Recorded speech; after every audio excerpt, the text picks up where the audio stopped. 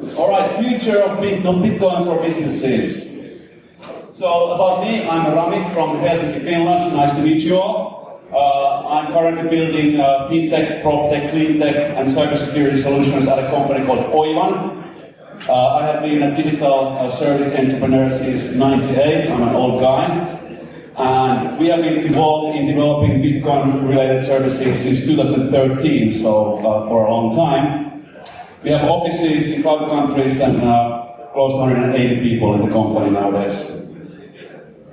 A little bit about my journey, how I got on this stage today, is that a long time ago there was a company called Movila in Finland that built one of the early Bitcoin brokerage services called CoinMotion. And then they eventually sold it away, but kept on developing it. And then in 2016, we acquired that company, and that expertise came to our company. And actually, my colleague Kasper is sitting just over there. And that kind of got me exposed into this high level of expertise in this space. And then I went to that normal route of thinking about blockchain for everything, blockchain for real estate, blockchain for logistics, blockchain for construction, which was kind of natural as our company didn't have any products as such. We were always designing and building solutions for big clients like government ministries, banks, and so on. Then in around 2019, I started to kind of see the light in the sense that I saw that there's a broader crypto space which has its own merits, but that Bitcoin is in a league of its own as this kind of humanity level innovation. While at the same time our company has been doing B2B services based on Hyperledger blockchain, for example, for mobile operators in Southeast Asia. Right now we are starting to work more and more on Bitcoin specific services with B2B focus, business focus, and today I'm talking about that. And next up is 5 ways I think Bitcoin can be relevant for businesses in the future. Number 1 is what I call the melting ice cube versus ice cube machine. We all probably heard it last year when this American company, Microstrategy, had $500 million in the bank and they put half of it into Bitcoin. And the CEO at the time said that he had 2 options: either watch the 500 million's purchasing power go close to 0 in 10 years, or put it into something that can actually maintain the value. And so melting ice cube turning into an ice cube machine. And we all know that the 21 million hard cap of Bitcoin, which is credibly enforced, open network, nobody can mess with it, is completely opposite from how the current monetary system works for USD, euros, where a bunch of old people decide how much money is going to be printed at any given time. So for businesses, if you have extra cash on your bank account, putting at least a little bit into it in Bitcoin, treating it as a long-term investment can be very useful. Second, cross-border payments. As I said, our company has offices in 5 countries and we move a lot of money around from one office to another, and we're using the current banking system. It works okay, but it's a bit slow, it's a bit costly, and already today, any company that can kind of tolerate the price volatility of Bitcoin can send bigger sums of money in 10 minutes without asking anybody's permission very easily.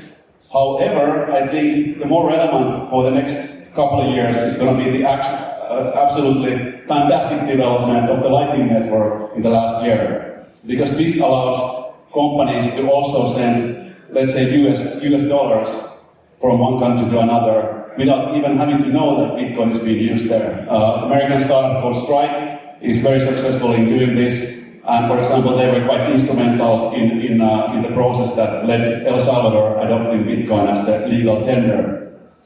So that's very, very useful.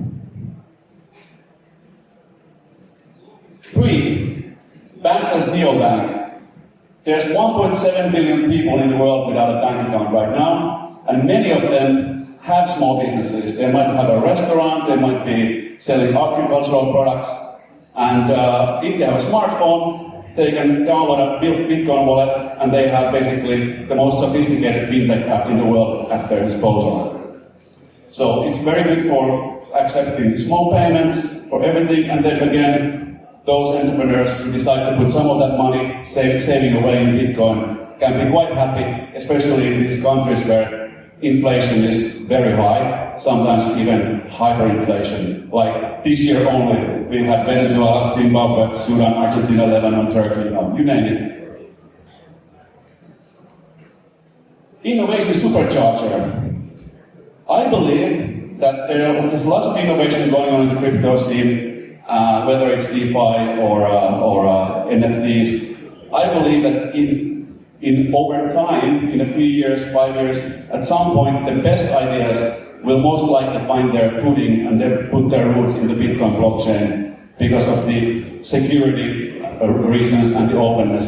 If you think about NFTs, for example, the idea for digital collectibles obviously makes sense. Like I used to play World of Warcraft already in like 2005, and I was super happy when I got some very unique sword or something. So that makes total sense.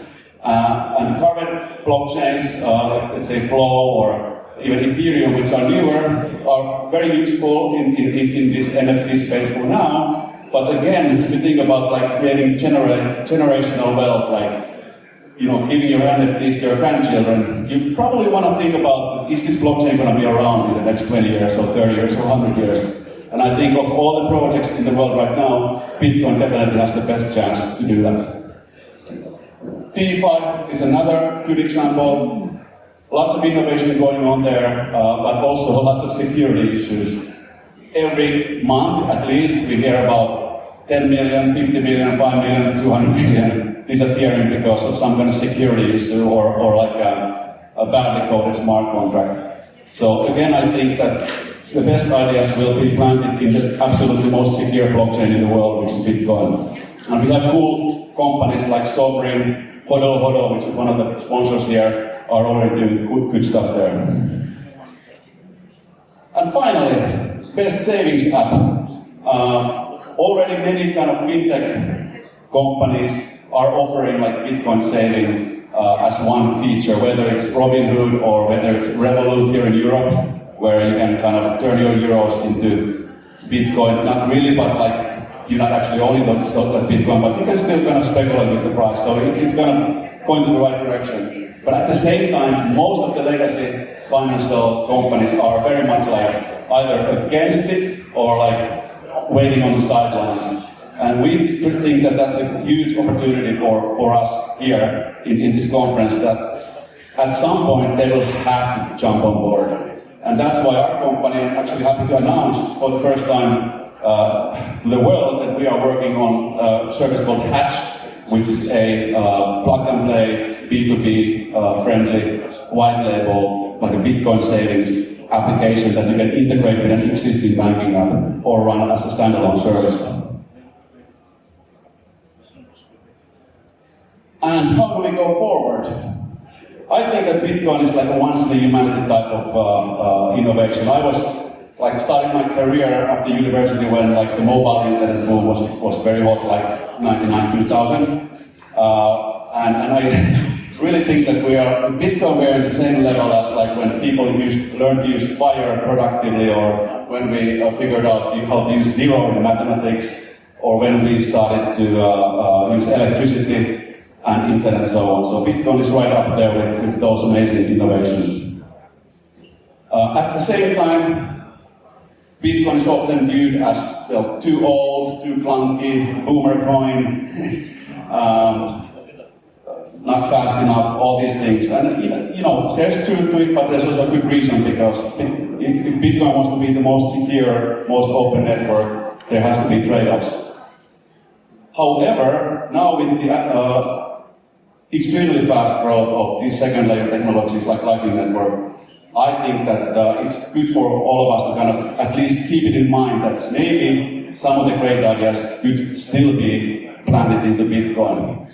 And it really comes down to thinking like, what are we doing here? Are we like wanting to build like the next NFT farm with some crypto bros, just to make a lot of money fast and or Squid Game going or whatever and buy a Lambo?